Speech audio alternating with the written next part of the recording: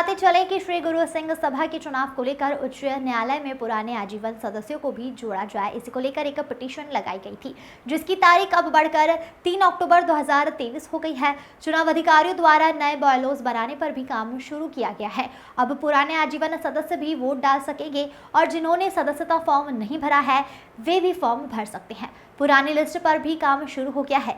जगजीत सिंह टुटेजा को पिटीशन वापस लेने के लिए कहा गया है। हम भी अपनी सामाजिक जिम्मेदारी एवं निष्पक्ष पत्रकारिता का निर्वहन करते हुए समाज में हो रही चर्चा से आपको हर जरूरी खबर से रूबरू कराते रहेंगे। रोजाना शाम 6 बजे देखते रहिए न्यूज चैनल। आज हम आपको दिखाते हैं खंडा पैनल के फाउंडर मेंबर सुरजीत सिंह छाबड़ा से हुई बातचीत एवं विचार। वाहिगुरू जी का खालसा वाहिगुरू जी की फतेह। वाहिगुरू जी का खालसा वाहिगुरू जी की फतेह। आज साडे नाल खंडा पैनल के फाउंडर मैंबर जिन्होंने खंडा पैनल की शुरुआत की सी, आज साडे नाल ने सुरजीत सिंह जी छाबड़ा। असीं आज उन्होंने विचार जानने आए हैं चुनाव की जो स्थितियां चल रही हैं। चुनाव पहले किस तरह होंदे सी, की भाईचारा होंदा सी, अज की स्थिति है, असीं उन्हां कोल यह जानना चाहते हैं कि आज इस तो पहले जो चुनाव है जो तुसीं चुनाव लड़े हो छाबड़ा जी, उस वे की स्थिति सी चुनाव की? बिल्कुल सिंपल तरीके नाल चुनाव होंदे सन, कोई झगड़े नहीं, कोई कुछ नहीं। मैं 3 बारी गुरु सिंह सभा का चुनाव लड़िया और कभी किसी नाल कोई झगड़ा नहीं, कोई कुछ नहीं, कोई बात नहीं, किसी तरह का कुछ नहीं होंदा सी। असां खंडा पैनल की शुरुआत की सी, असीं 5 फाउंडर मैंबर सी। सरदार जैमल सिंह जी, सरदार दिलीप सिंह जी नारंग, सरदार दर्शन सिंह जी पाटिया, सरदार जसवीर सिंह गांधी और मैं। असा 5 बंदियां ने मिलकर खंडा पैनल की शुरुआत की थी। हाँ, बाद से असा जोड़िया लोगों, लेकिन असी फाउंडर मेंबर असी 5 ही सी। खैर 3 लोग मतलब चले गए और असा आपस चलने प्यार नाल सिंह सभा चलाया। कभी किसी तरह का कोई झगड़ा नहीं होता सी, विपक्ष वाले भी आपस से असी मिल के रहते थे। मैं जदों कोषाध्यक्ष चुनिया गया सी, गुरदीप सिंह पाटिया जो साढ़े ओपोजिशन से लड़े सन, वो भी उन्होंने मेरा समर्थन किया सी और उन्होंने कहा कि उन्हें ही मेरा मतलब प्रस्ताव रखा सी कि सुरजीत सिंह छाबड़ा को कोषाध्यक्ष बनाया जाए। तो मैं 3 टर्म में कोषाध्यक्ष की सेवा सिंह सभा की है और किसी तरह का कोई द्वेष नहीं, कोई कुछ नहीं। आज तक कोई दूजे के ऊपर लांछन तक नहीं लगे सी, बड़े प्यार नाल सारा कुछ चलता रहा। आज जो तरीके नाल जो काम चल रहा है, बड़ा दुख होंदा देख के, मतलब पता नहीं की हो रहा और समाज साडा किस पासे जा रहा है। आज कुर्सी की हवस हो गई है सारे, सन कुर्सी चाहिए, कुर्सी चाहिए और कुर्सी में कुछ भी नहीं पिया।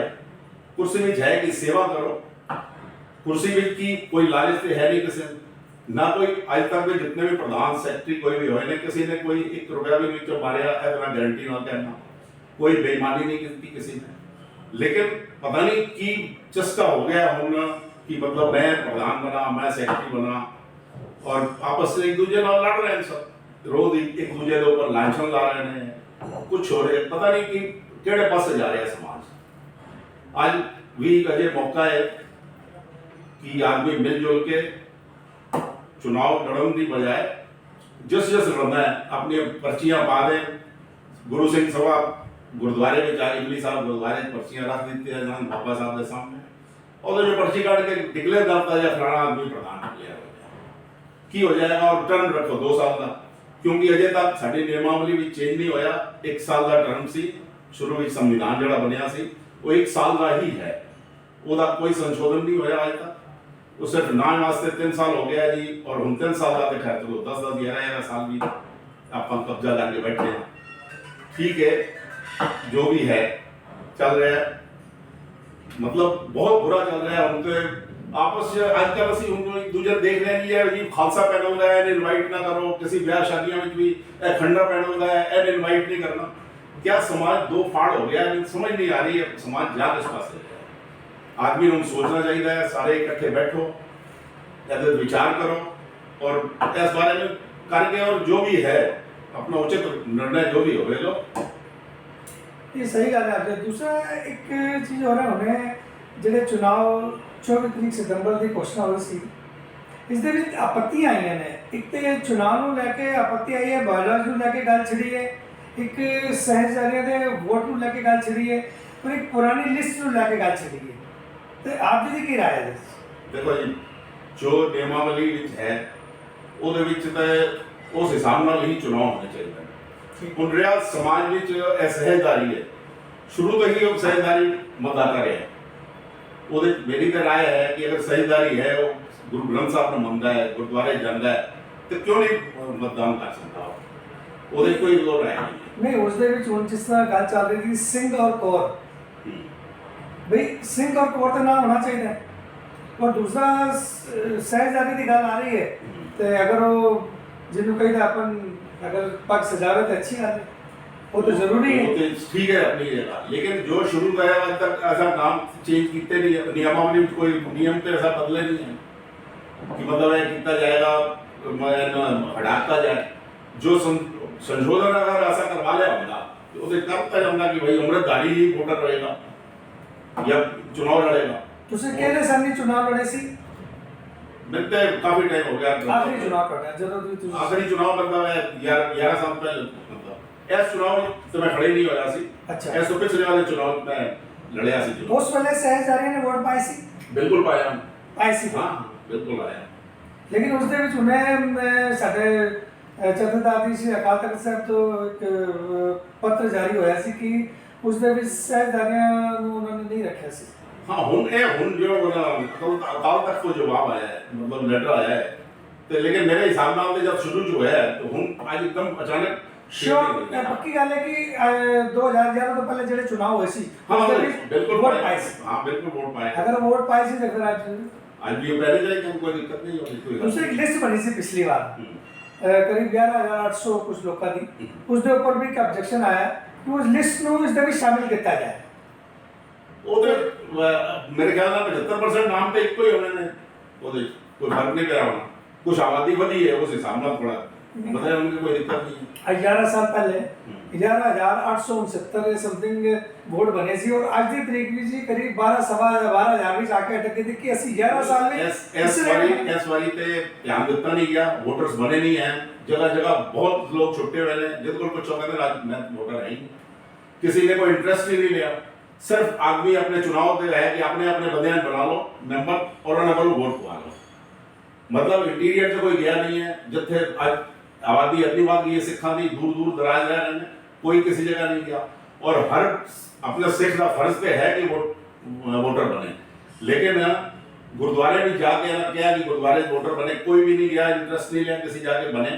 हाँ पहले जिस तरह बंदा सी डोर टू डोर जाके मेंबर एक आदमी का, जिस तरह अपना विधानसभा का भी है डोर टू डोर आदमी भेज देने अपना कि अधिकारी जानते हैं वो बनाते हैं, उस तरह ही साढ़े समाज में भी चाहिए सी कि घर जाके एक आदमी वोटर बनाया जाए।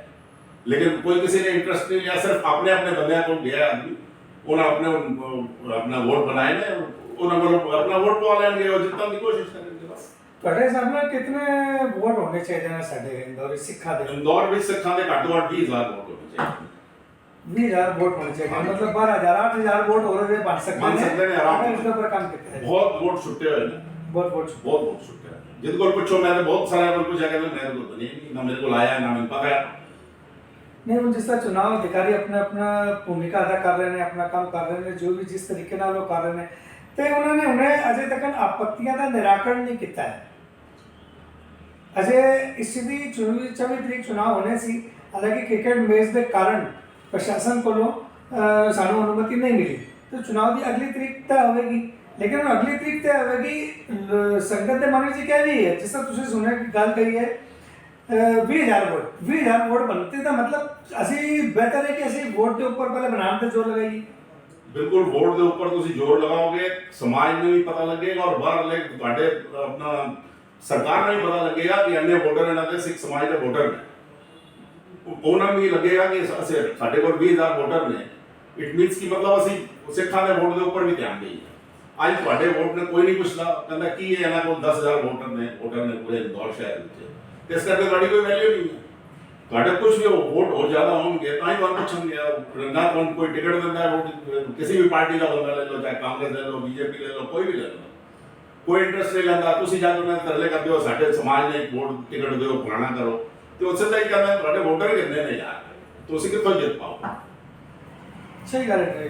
ਲੇਕਿਨ ਹੁਣ ਇੱਕ ਜਿਹੜੀ ਨਵੀਂ ਪਰੰਪਰਾ ਜੋ ਸ਼ੁਰੂ ਹੋਈ ਹੈ, ਜੋ ਮੈਂ ਪਰੰਪਰਾ ਨਹੀਂ ਕਹਾਂਗਾ ਇਹਨੂੰ, ਜੋ ਮੈਂ ਹਾਲਾਤ ਦੇਖੇ ਨੇ ਕਿ ਜਿਸ ਤਰ੍ਹਾਂ ਸ਼੍ਰੀ ਗੁਰੂ ਸਿੰਘ ਸਭਾ ਖੰਡਾ ਪੈਨਲ ਆਪਣੀ ਜਗ੍ਹਾ ਦਾਇਿਤਵ ਆਪਣਾ ਨਿਭਾ ਰਹੀ ਸੀ, ਤੇ ਹੁਣੇ ਉਹਨਾਂ ਵਿੱਚੋਂ ਚਾਰ ਬੰਦੇ ਨਿਕਲ ਕਰਕੇ ਔਰ ਇੱਕ ਦੂਸਰੀ ਪੈਨਲ ਵੀ ਸ਼ਾਮਿਲ ਹੋ ਗਏ ਨੇ। मतलब ਇਹ ਜਿਹੜੀ ਪਰੰਪਰਾ ਸ਼ੁਰੂ ਹੋਈ ਹੈ ਫੇਰ ਬਦਲ ਵਾਲੀ ਪਾर्टी ਨੂੰ ਉਹਨੇ लेके दल बदल लिया लोगों ने, कोई ठंडा पैनल कोई मर्ज नहीं हुई किसी पैनल में।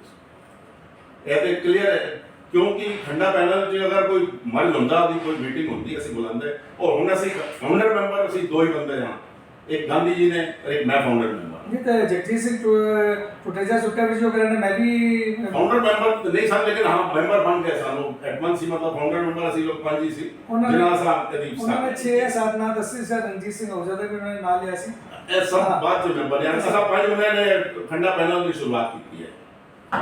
ਹੁਣ ਜਿਸ ਤਰ੍ਹਾਂ ਪੈਨਲ ਹੁਣ ਕਹ ਸੁੱਕਾ ਵੀ ਕਹਿੰਦੇ ਭਈ ਮੈਂ ਤੇ ਪੈਨਲ ਲੜਾਂਗਾ, हाँ तो ठीक है, वो भाई लड़ा सकते हैं, अगर कोई होगा तो कोई दिक्कत नहीं है, लेकिन अगर कोई राय मशवरा होएगा कुछ किसी ना आपस में, लड़ा कोई दिक्कत नहीं नहीं है। लेकिन तान लग नहीं अगर दो मेंबर अगर उधर शिफ्ट चले जाते हैं तो इट मींस है नहीं कि मर्ज हो गए, मतलब ठंडा पैनल बना कि दूसरे किसी पैनल से मर्ज हो चुकी है, ऐसा नहीं है। और 2-3 मेंबर चले गए होंगे उधर, कोई भी आदमी और राजनीतिक पार्टियां एक दूसरे तोड़ रही हैं, कोई कांग्रेस से जा रहे हैं, कोई बीजेपी जा रहे हैं, उधर कोई अपना नहीं, अपने समाज में भी हो सकता है। लेकिन समाज ही चल लगता है मतलब इधर की बहुत गंदगी फैल चुकी है, रिएक्शन समाज तक की बात, राजनीतिक पार्टियां भी बड़ा मजे ले रही हैं और सरकार भी बड़े मजे ले रही है कि आपस से लड़ते मरते हैं, और उन्होंने कोई इंटरेस्ट नहीं, उन्होंने मजा आ गया बस।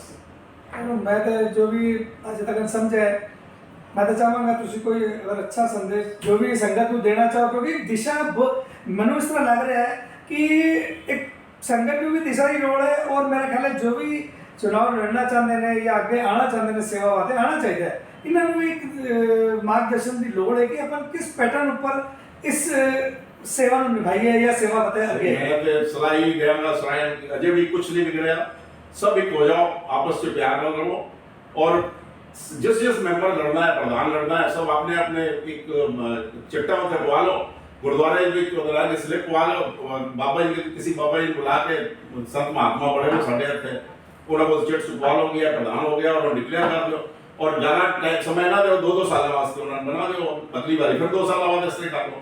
चुनाव की दौड़ की है, इतना पैसा भी खर्च कर रहे हो, हर पैनल जो है लाखों रुपये खर्च कर रही है, अजय हो चुके हैं और वो होएगा, सिंह सभा का भी खर्चा होएगा, सारे ने चुनाव होने ने, इस करके बना कि खर्च होंगे, तो इस करके ना कि मिलजुल के, ना कि आपस से प्यार ना रहो, और चिट्टा पालो और मान जाओ प्रधान सेक्रेटरी जो भी है, कोई लालच है नहीं, उधर सेवा ही आई करनी है, बस ये है कि अपनी होम दिखानी है, मुच्छां ऊंचियां करनी है, लोग क्यों जिस तरह की होता है जगजीत सिंह टुटेजा भी जी साडे हुण हाई कोर्ट विच गए ने उस लिस्ट ਨੂੰ ਲੈ ਕੇ वो गलत गल है, उस गल 'ਚ मैं बिल्कुल कोर्ट के मामले ਵਿੱਚ मैं इंटरेस्ट नहीं ला रहा कि जाना नहीं चाहिए सी, गए नहीं तो ਉਹਨਾਂ ਦੀ ਮਰਜ਼ੀ ਹੈ, ਉਹਦੇ ਬਾਰੇ में मतलब ਕਿਸੇ ਵੀ ਰੂਪ ਨੂੰ ਤੁਹਾਡਾ ਕਹਿੰਦਾ ਸਿੱਧਾ ਜਿਹਾ ਮਤਲਬ ਹੈ ਕਿ ਅਸੀਂ ਕਿਸੇ ਵੀ ਆਪਸੀ ਮਤਭੇਦ ਨੂੰ ਕੋਰਟ तक ना नहीं लेके जाना बाकी आपस बिल्कुल नहीं लेके जाना चाहिए, कोर्ट से जाना बहुत बड़ी गलती है, जो उन्होंने किया है कि उन्होंने जाना उन्होंने कम जाना है, लेकिन मेरी राय ना बिल्कुल कोर्ट नहीं जाना चाहिए। बहुत कुछ ਤੁਸੀਂ कुछ दसना चाहो बोलना चाहो बस देखो कि मैं तो चाहना कि जिस तरह ਤੁਸੀਂ मेरा ख्याल है बहुत टाइम तो चुनाव तो शायद अपनी दूरी हाँ, बनाई मैं मैं चाहूँगा कि ਤੁਸੀਂ ਵੱਡੇ ਜੋ ਵੀ ਤੁਸੀਂ ਅਸੁਣ ਜੋ ਹੋਏ ਹੋ ਇੰਨੇ ਟਾਈਮ ਤੋਂ ਤੁਸੀਂ ਰਹੇ ਹੋ ਸਭ तो ਤੁਸੀਂ ਅੱਗੇ ਆਓ इस चीज़ को लेकर के आगे आकर के तुसी अपनी कुछ सेवा देके इन्हों का एक सामंजस्य बनाने की कोशिश करो। देखो मैं ते हुन मतलब सब चीज तो दूर हो गया, हुन जड़ा पैनल जीतेगा जिन्हों आएगा वो सपोर्ट करांगे, मतलब सेवा करनी है, उसे कोई इनाम तो मिलना नहीं होता है, सही गल इस करके कोई मतलब नहीं है, जो आएगा वो नाल मिलकर सेवा करेंगे। बहुत बहुत धन्यवाद। मतलब मेरे मानने चाहिए चल रहा है कि तुसी आज इतने पुराने जी मैं देख सुने हैं कि इस तरह नाल बैठते सी और चुनाव हो जाते सी, तू प्रधान बन गया या मैं बन गया, मतलब कोई फर्क नहीं हो, शामी फिर नाल बैठते बिल्कुल सारे इकट्ठे बैठे रहे सी, और प्रधान भी बनना नहीं चाहता सी। ए वजह भी मैं वो बहुत समय सी बड़ा सुने आज वो चीज़ों को देखने आते हैं सारी आज तो 35 साल पहले बैराठी कॉलोनी गुरुद्वारे ਦੇ ਚੁਣਾव ਹੋਣੇ ਸਨ ਤੇ ਸਾਡੇ ਪਿਤਾ ਜੀ ਕਹਿ ਰਹੇ ਸਨ ਲੋਕ ਕੀ ਤੁਸੀਂ ਪ੍ਰਧਾਨ ਬਣਨਾ ਤੇ ਇਹ ਪ੍ਰਧਾਨ ਬਣਨੇ ਦੇ ਡਰ ਦੇ ਮਾਰੇ ਇੱਥੋਂ ਉਹਨਾਂ ਟਿਕਟ ਲਈ ਔਰ ਕਲਕੱਤੇ ਚਲੇ ਗਏ। ਕਹਿੰਦਾ ਕਰ ਚੁਣਾव ਹੋ ਜਾਣਗੇ ਤਾਂ ਮੈਂ ਆਵਾਂਗਾ। ਇਹ ਇੱਕ ਸਮੇਂ ਉਹ ਵੀ ਹੈ ਜਿਸ ਵੇਲੇ ਲੋਕ ਬਣਾ ਕੇ ਪ੍ਰਧਾਨ ਬਣਨਾ ਨਹੀਂ ਚਾਹੁੰਦੇ ਸਨ ਔਰ ਹੁਣ ਪ੍ਰਧਾਨ ਵਾਸਤੇ ਲੋਕੀ ਲੜ ਮਰ ਰਹੇ ਕਿ ਲੜ ਕੋਈ ਚੁਣਾਵ ਸੰਬੰਧੀ ਅਗਰ ਤੁਹਾਡਾ ਕੋਈ ਅਨੁਭਵ ਹੋਵੇ ਤਾਂ ਜਰਾ ਸ਼ੇਅਰ ਕਰੋ। मैं होने समाज कोई कमेंट नहीं करता कुछ भी नहीं बस वाहिगुरू जी का खालसा वाहिगुरू जी की बहुत बहुत धन्यवाद।